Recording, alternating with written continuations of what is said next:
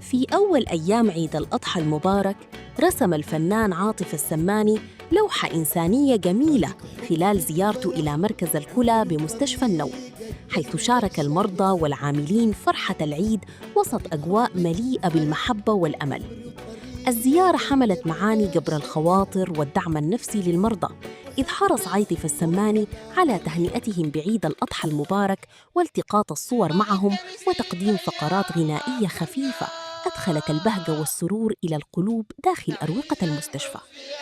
وشهدت الزيارة تفاعلاً كبيراً من المرضى وذويهم الذين عبروا عن سعادتهم بهذه اللفتة الإنسانية الجميلة، مؤكدين أن مثل هذه المبادرات تمنحهم طاقة إيجابية وتخفف عنهم مشقة العلاج.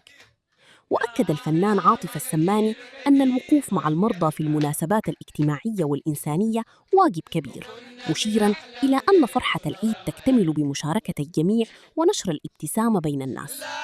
مشاهد مؤثرة وأجواء مليئة بالمحبة عاشها مركز الكلى بمستشفى النوم في زيارة ستظل حاضرة في ذاكرة المرضى وكل من شهد هذه المبادرات الإنسانية الراقية.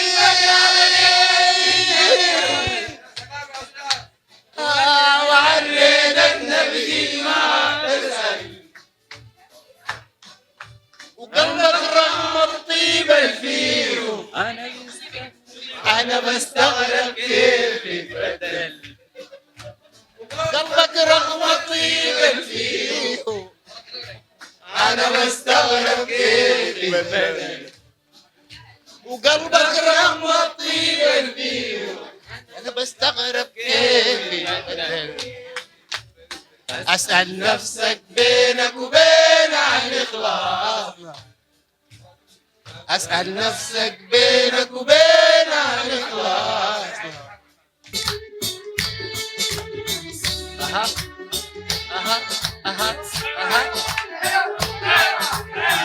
سألتيني عن السودان والخضرة الطبيعية، عن الأبانوس وسن الفيل وغابات استوائية، وقالوا لك وحوش ناسنا بياكلوا البين والحية. انت جيتي تحقق الرؤيا تشوفها لله.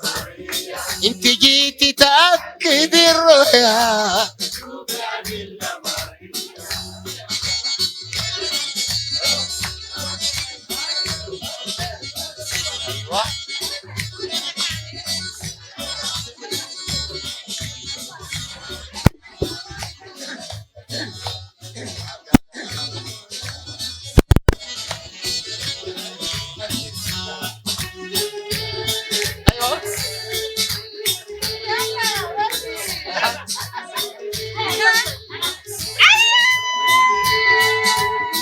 انت ما بتختلفي عن ناسنا هناك في قرية فيها النيل وفيها نخيل وساقية وحضورية. عينك زي بنات بلدي وافراح الطفولية، وبس لكن خضر عينك ونحن عيوننا خمرية. وبس لكن خضر عينك ونحن عيوننا خمرية. وفي خدك زهور نايرات مفتح من قلبي. في خدك زهور نايرات مفتح من قلبي. أيوة.